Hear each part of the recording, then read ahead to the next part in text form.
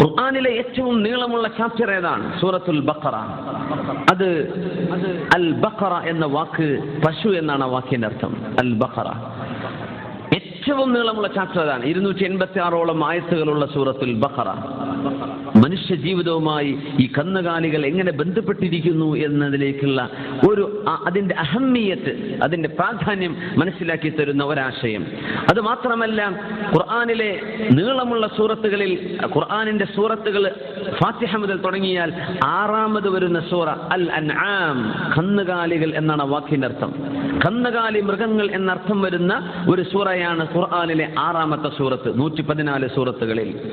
അപ്പൊ ഇങ്ങനെ നോക്കിയാൽ അള്ളാഹുവിന്റെ സൃഷ്ടികളിൽ ഒരുപാട് ചിന്തിക്കാനും പഠിക്കാനും ഈ കന്നുകാലികളിൽ ഉണ്ട് എന്ന് അള്ളാഹു മറ്റു പല വഴികളിലൂടെയും നമ്മെ അറിയിച്ചുകൊണ്ടിരിക്കുകയാണ്. അവലം യറോ, നിങ്ങൾ കാണുന്നില്ലയോ? അന്നാ ഖലഖനാ ലഹും, നിങ്ങൾക്ക് നാമാണ് അവർക്ക് പടച്ചു കൊടുത്തത്, നാമാണ് പടച്ചു കൊടുത്തത്.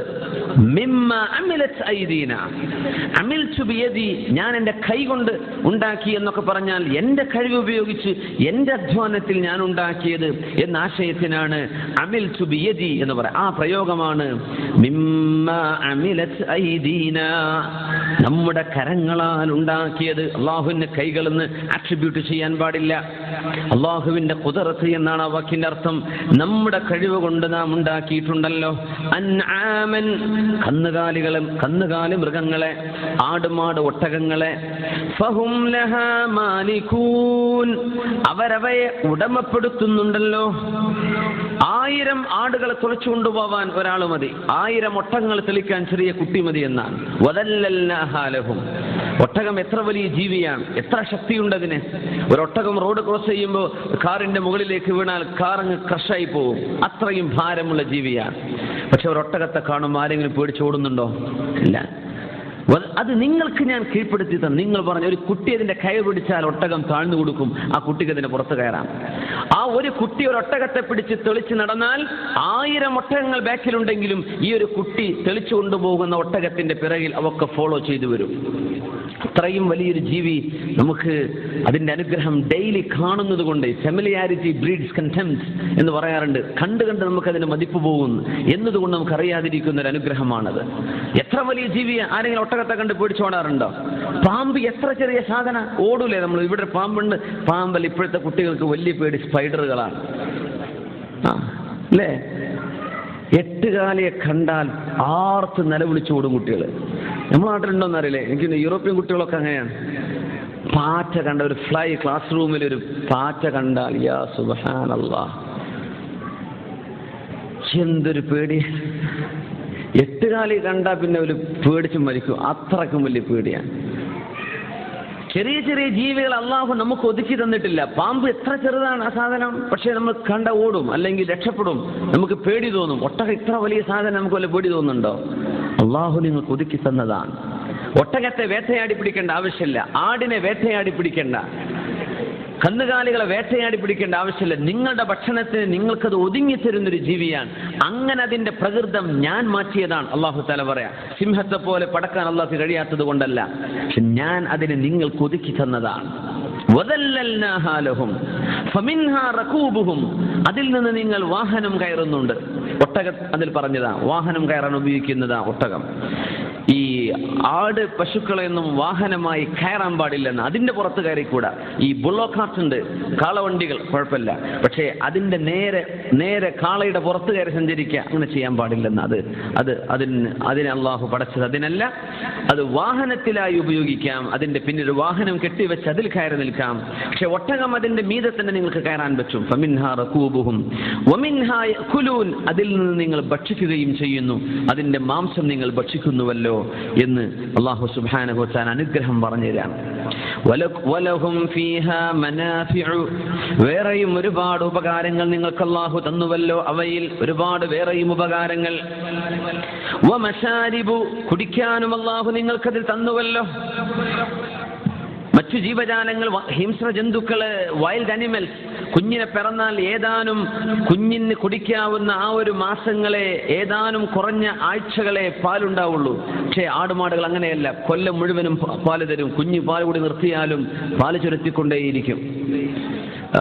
വലിയ വലിയ പശുക്കൾ, മറ്റു പല രാജ്യങ്ങളിലും കാണപ്പെടുന്ന ചില ദിവസം 100 ലിറ്ററിലധികം പാല് കൊടുക്കുന്ന പശുക്കളുണ്ട്.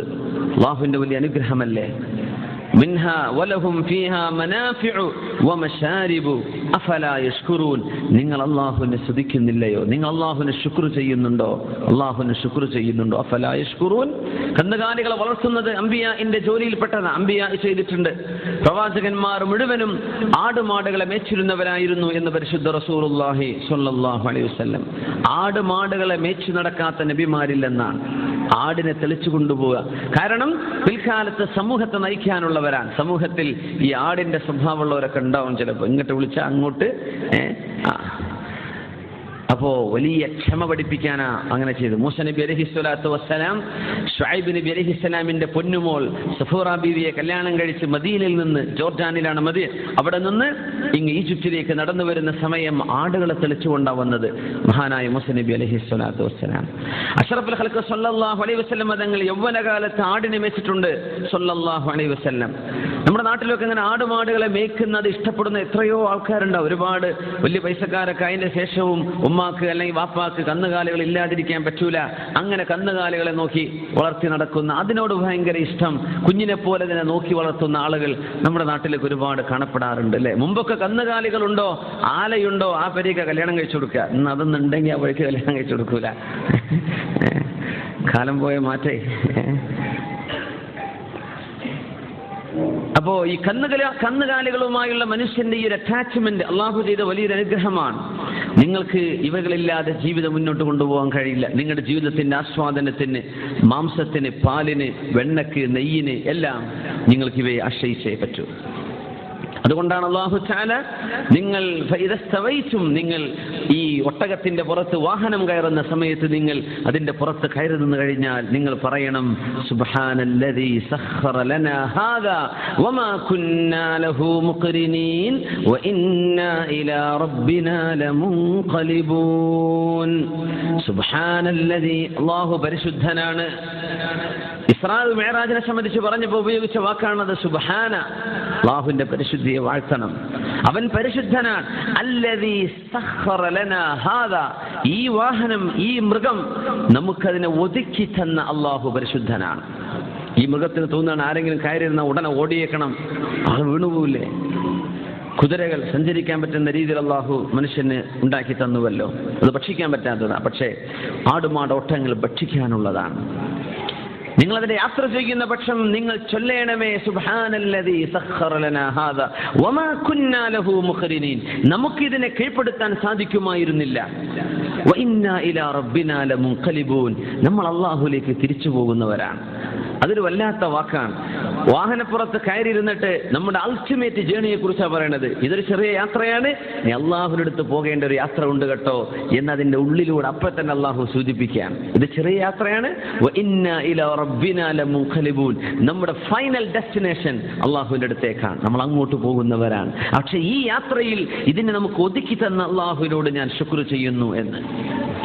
ഇന്ന് വാഹനം കയറാതെ ഇങ്ങോട്ട് വന്നവർ വളരെ കുറച്ചേ ഉണ്ടാവുള്ളൂ.